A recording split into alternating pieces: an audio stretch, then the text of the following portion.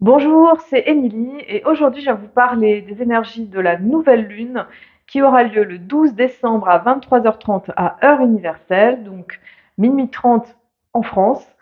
Comment vous allez depuis la nouvelle lune en Scorpion qui était le 13 novembre, toute cette lunaison qu'on a eue dans cette énergie de transformation, de transmutation, avec ce Mars qui était dans le signe du Scorpion, avec Uranus? Est-ce que vous avez eu des surprises, des changements, des réalignements intérieurs?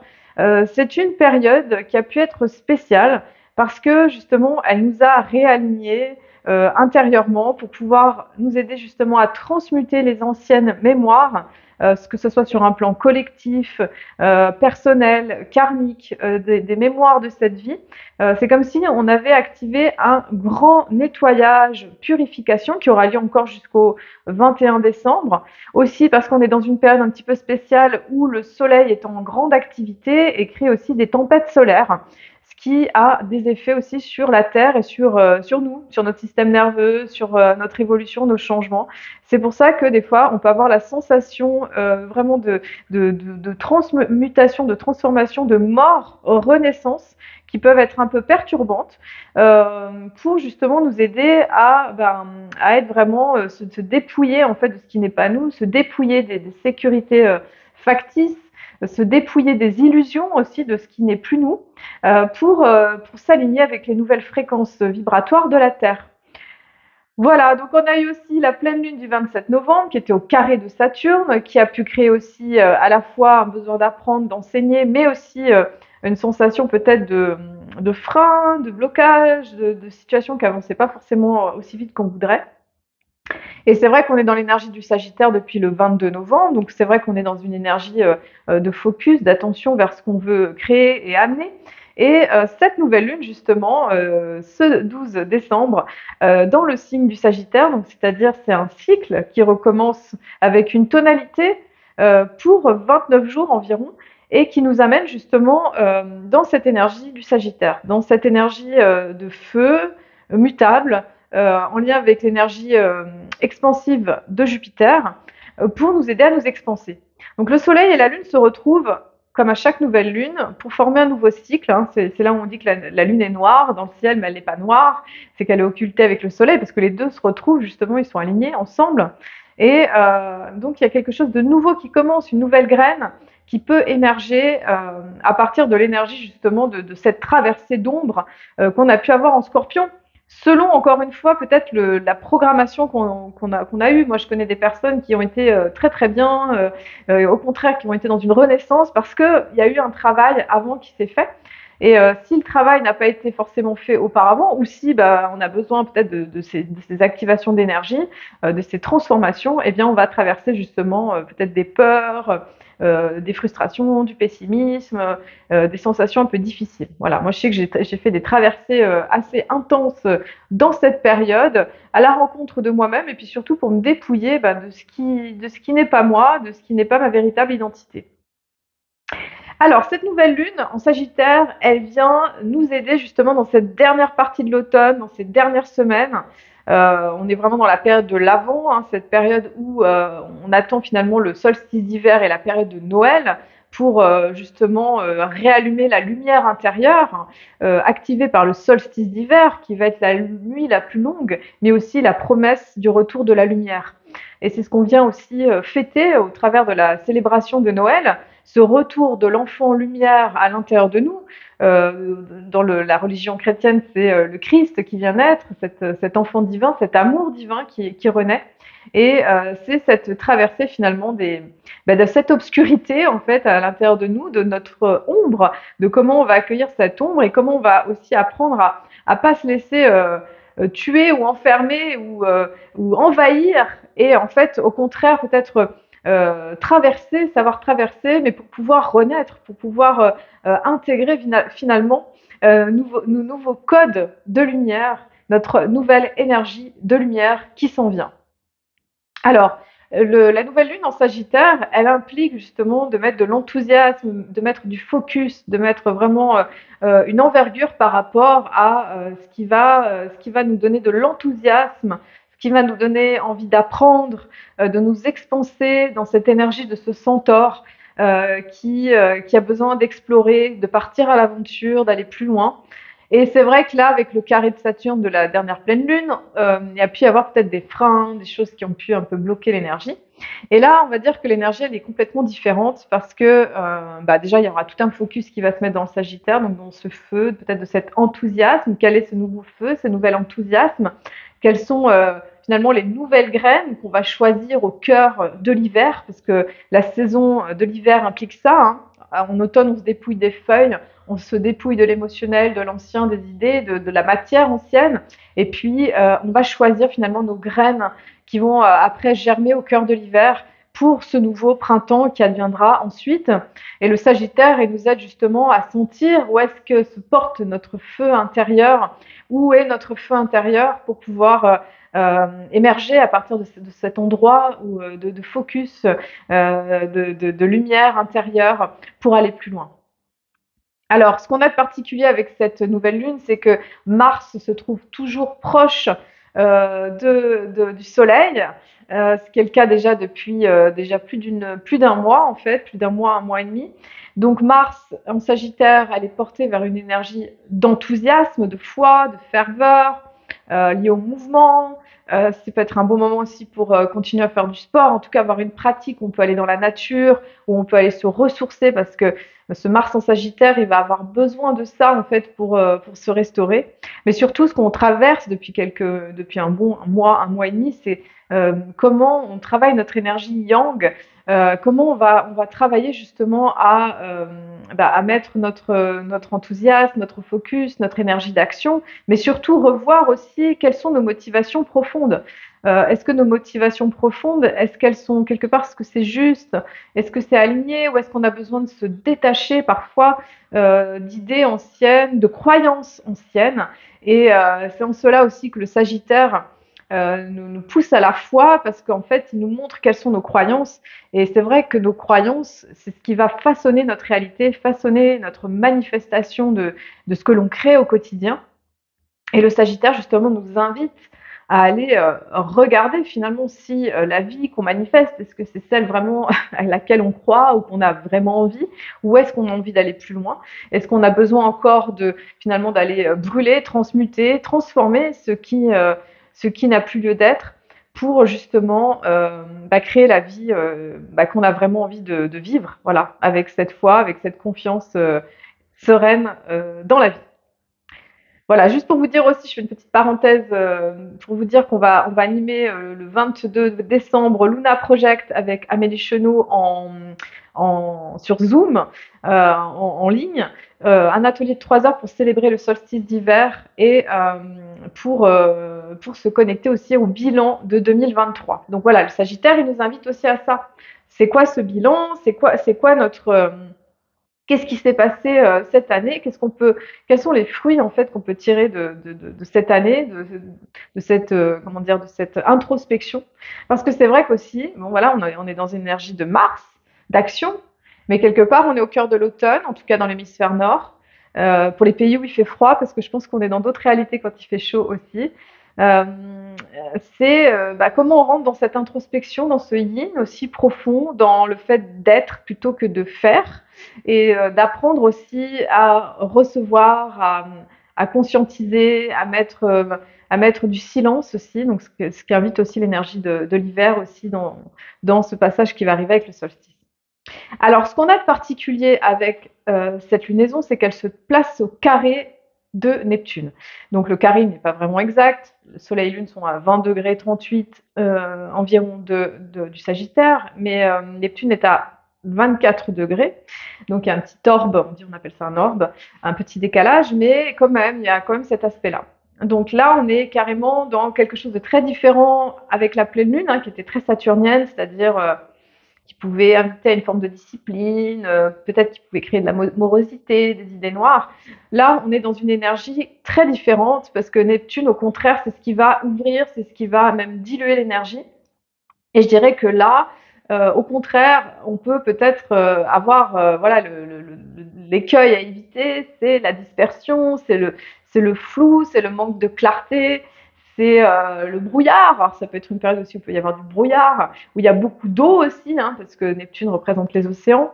Euh, ce soleil-lune carré Neptune nous encourage pour justement nous aiguiller à écouter profondément notre intuition, nos perceptions, notre ressenti, et d'être à l'écoute de notre part sensible, de notre part réceptive, spirituelle, et d'être vraiment dans ce développement-là quand les choses ne sont pas claires ou quand on a besoin de précision par rapport à nos orientations et à nos actions à mettre en place.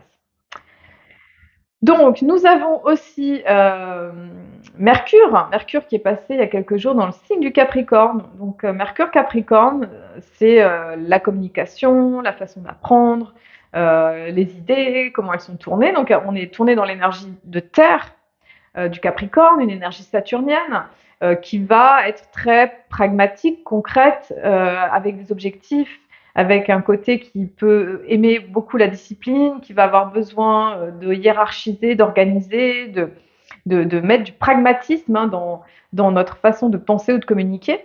Donc peut-être qu'il y a moins d'élan d'aller vers vraiment l'extérieur hein, avec le Capricorne. Hein. Il y a un besoin finalement d'aller à l'intérieur, il y a un besoin de retourner à une forme de silence, à une forme de dépouillement, à une écoute intérieure aussi, hein, malgré la période sagittaire qui peut être une période aussi assez effervescente hein, avec l'approche des fêtes de Noël. Ce qui est intéressant, c'est que Mercure, elle forme un bel aspect qu'on appelle le trigone avec Jupiter en taureau. Donc, il y a une idée d'expansion quand même, parce que Jupiter, c'est l'expansion. On est dans deux signes de terre. Ça parle de concrétiser des idées, concrétiser peut-être des objectifs, de créer, comment dire, de rencontrer vraiment l'aspect matériel, concret, l'ambition, et puis de s'appuyer sur des faits, sur des choses solides. On est dans des énergies de terre. Et l'idée, c'est d'incarner finalement nos idées, c'est d'incarner nos projets, de sélectionner pour pouvoir avancer avec ça. Voilà, donc en tout cas, l'idée, elle est plutôt prospère à cet endroit-là. Vénus, elle est passée il y a quelques jours dans le signe du Scorpion. Alors Vénus en Scorpion, elle est beaucoup plus passionnelle, intense. Elle a besoin justement, elle est beaucoup plus émotionnelle. Elle va travailler en profondeur. Elle va vraiment nous prendre par les tripes hein, pour nous aider finalement à grandir aussi, à traverser nos ombres aussi par rapport à nos schémas affectifs. Parce que c'est vrai que ces derniers temps, Vénus en Balance était au carré de Pluton en Capricorne, donc dans une énergie un peu à la Scorpion finalement. Donc avoir les schémas affectifs, les attachements, les schémas douloureux. Et puis juste avant, Vénus, elle était aussi au nœud sud. Hein, donc avoir finalement peut-être les choses qui ont besoin d'être transformées dans notre manière d'aimer, dans notre rapport à l'argent et dans notre créativité. Donc voilà, c'est intéressant, c'est comme si il y avait un plan ou une continuité finalement qui avait du sens dans le fait de vraiment travailler cette façon d'aimer, cette façon de relationner, d'aller nettoyer en profondeur des schémas relationnels, peut-être en lien justement aussi avec le plaisir, en lien avec les relations, comment on aime, comment voilà, tous ces aspects-là qui ont pu être travaillés en profondeur. Voilà, moi-même, je sais que j'ai fait des rêves toute cette période-là, beaucoup de rêves de nettoyage. Hein, ça se faisait la nuit, de manière inconsciente. C'est pour ça que je vous parle de ça, parce qu'en ce moment, les nettoyages se font aussi comme ça, de manière inconsciente, par les rêves qu'on va faire, par les rencontres, les circonstances. Et ça va être tout un ajustement parce que finalement, il y a beaucoup de lumière qui vient sur la Terre avec hein, toutes ces tempêtes solaires. La Terre aussi qui est en train d'augmenter ses fréquences vibratoires. Et forcément, nous, ça fait remonter à la surface les ombres, les schémas, en fait, les croyances, tout ce qui peut encore nous freiner et qui nous empêche d'être vraiment qui l'on est. Je répète ça parce que cette carte du ciel et puis toutes les autres cartes du ciel, elles sont un peu les charnières en fait de ce mode opérationnel qu'on traverse finalement sur la Terre actuellement. Et elles viennent accentuer finalement un travail particulier. Hein, c'est pour ça que je vous dis ça. Elles viennent accentuer un travail, elles viennent nous montrer justement un focus. Et là, c'est vrai que je me dis avec cette nouvelle lune Sagittaire avec Neptune, il y a à retrouver la foi, il y a à retrouver aussi une notion de spiritualité, de pouvoir voir au-delà.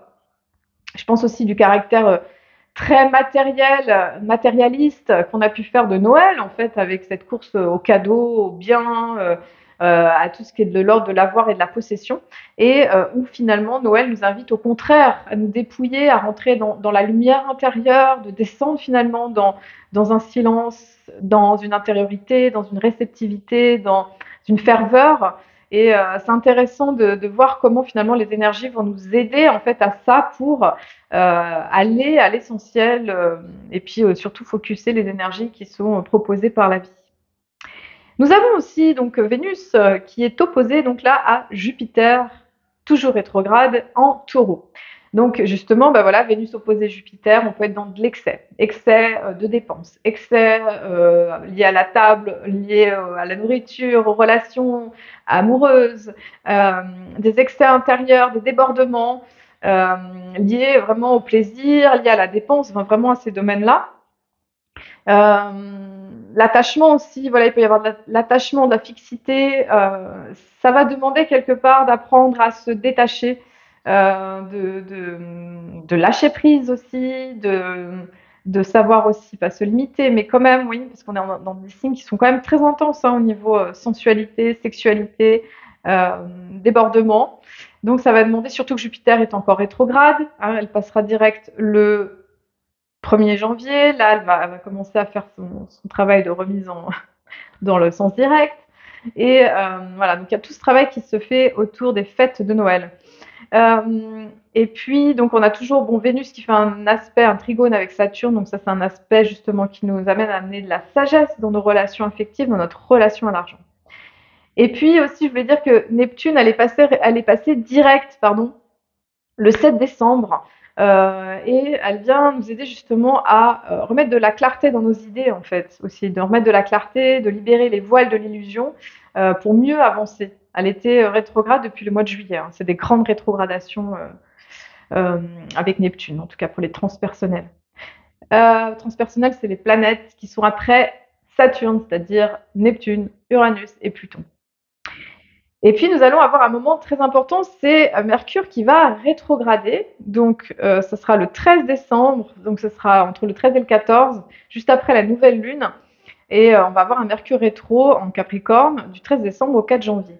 Donc là, c'est une période qui va nous inviter aussi à retourner à l'intérieur, être dans le silence. Voilà, c'est marrant hein, pendant les fêtes de Noël et les fêtes de fin d'année, de pouvoir revoir nos objectifs, nos ambitions, ce qui a vraiment de l'importance, ce qui est vraiment précieux dans notre regard, qu'est-ce qui est vraiment important à considérer. Et puis, nous allons avoir après, le 1er janvier, eh bien, nous allons avoir Jupiter qui passera direct. Et je pense que ça sera assez aidant d'avoir Jupiter qui redevient direct parce que la possibilité d'avancer sera plus grande et facilitée. Voilà. Juste vous annoncer aussi que le 16 décembre, il reste de la place pour le cercle des maîtres ascensionnés à Genève. Le 22 décembre, donc Luna Project, donc en ligne pour ceux qui veulent faire le bilan de l'année et célébrer aussi ce solstice d'hiver. C'est important aussi de célébrer les fêtes comme ça, les fêtes des solstices, équinoxes, voilà les moments importants sur la Terre. Et puis le 12 janvier aussi, donc le Conseil des anciennes des 13 lunes en présentiel en Haute-Savoie, à Évire. Et aussi vous dire que je lance aussi une formation en ligne pour ceux qui sont intéressés, pour celles qui sont intéressées de pouvoir suivre ces enseignements, que ce soit le Cercle des Maîtres Ascensionnés ou le Conseil des Anciennes, de pouvoir le vivre aussi en ligne sous un format un petit peu différent. Voilà, donc pour présentiel et en ligne pour tout le monde. Je vous souhaite une très belle traversée. Je vous souhaite de prendre soin de vous vraiment, de vous écouter dans ces moments assez intenses qu'on traverse actuellement, qui préparent l'énergie de 2024. On est vraiment dans des énergies de purification très intenses. Ça demande de rester centré, ça demande de savoir se faire du bien, se connecter avec la nature, pouvoir faire du sport, pouvoir ralentir, de pouvoir aussi écouter notre être véritable dans nos besoins et de savoir lâcher prise, savoir s'arrêter, savoir écouter ce qui est vraiment important. Voilà, je vous remercie, je vous souhaite, de très belles fêtes, de fin d'année. On aura une pleine lune le 27, décembre, donc très près de Noël et je vous dis à très bientôt.